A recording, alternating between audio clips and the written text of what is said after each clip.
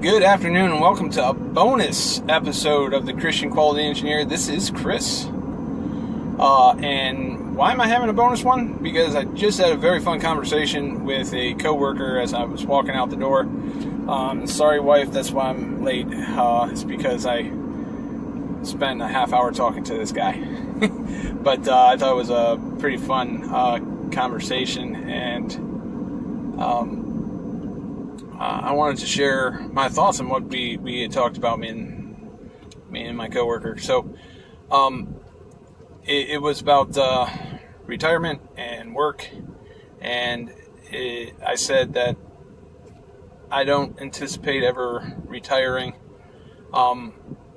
Eventually I won't be doing this work, but I believe that people were made for work. I think that's why I know God put Adam in the garden, and the first thing he did was give him work, name the animals, and then tend this garden, and then make this garden expand and fill the earth and multiply. And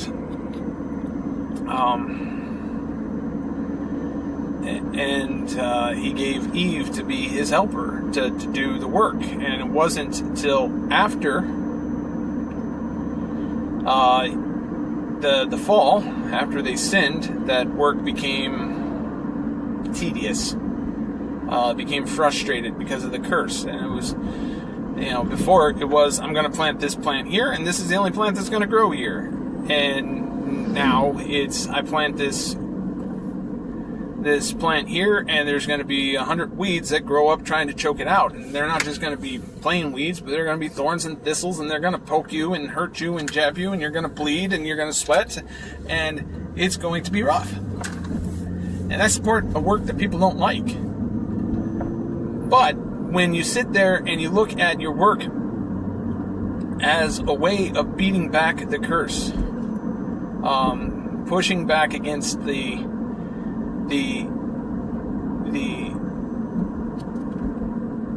weeds, the thistles, the inconveniences, the hard stuff that makes work hard. It's a fight against evil, and we're going to be fighting that for our entire life, whether we're working or not. But to do it in an organized fashion,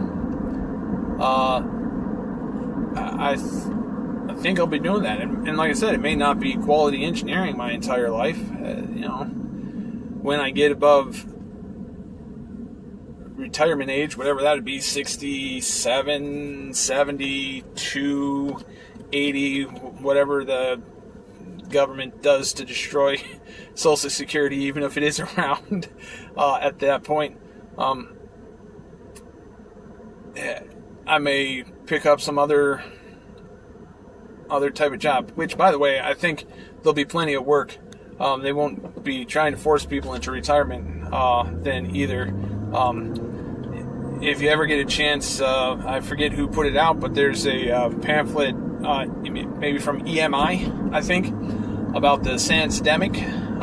There's not going to be enough people to do all the jobs out there, and automation isn't going to save us, because it takes people to make, program, and maintain all those robots, and you're just switching the location from a line operator to a technician, or from making a car part to making a robot part or whatever. But there'll be plenty of work, I'm sure.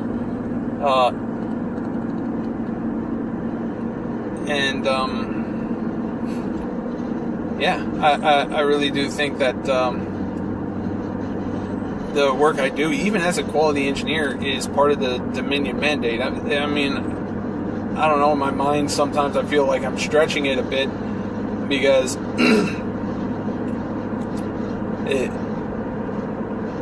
I don't always see, or maybe I'm just being pushed or tempted to think wrongly, or, the devil's wily in how he entices people to think wrongly. But right now, it's easy to see that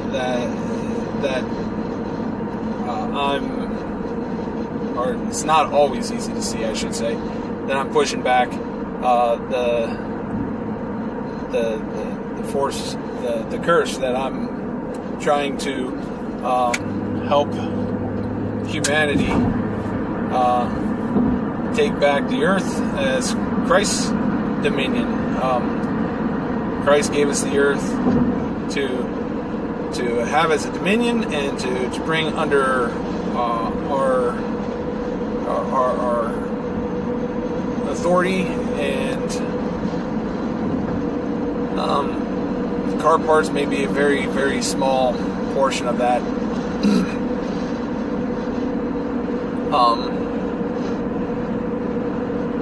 But I see roads and internets and all that stuff has spread the human population all across the earth, and thanks to airplanes and bullet trains and Elon's boring company, we're getting tunnels and tracks and everywhere to get people from one place to another as fast as we can, to help spread goods and the gospel. The internet too, the cell phone that I'm using to record this is in so much of the world's population, and it's being spread. And I think that's one of the reasons why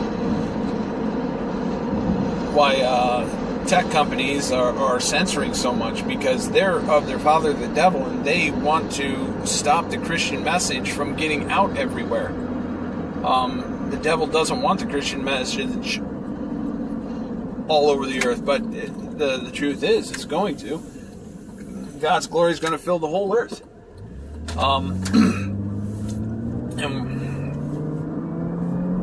I don't know, I'm starting to ramble. When I was talking about it, with my coworker, I mentioned that it's going to be funny in heaven, because there's so many jobs now that are specifically designed around beating back the effects of the curse. That when the effects of the curse are wiped away, and we have a new heaven and a new earth that's curse-free. John Branyan, the comedian, he says, well, we're not going to need doctors. We're not going to need preachers. Lawyers don't even think you're going to get there. Or whatever his show was. He's so much funnier than I am. But it's quality engineers. Are we going to need quality engineers? I mean, it's going to be, most of what we do is fighting back the curse. This can be put in upside down. Why can it be put in upside down? Effect of the curse. Cars rust and fall apart. Why? Effect of the curse? I don't know. Does it extend that far? I don't know. I'm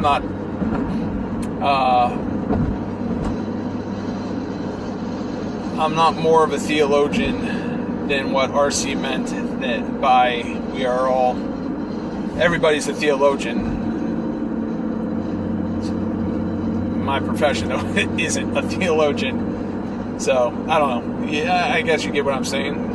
It's been a fun bonus episode. Like I said, beating back the effects of the curse, even in my job, and thinking about, just working without the toil. So, I don't know. Hope you enjoy that bonus episode. Remember, like, share, subscribe, and commit your work unto the Lord. You're doing it for Him anyways. Thanks. Bye.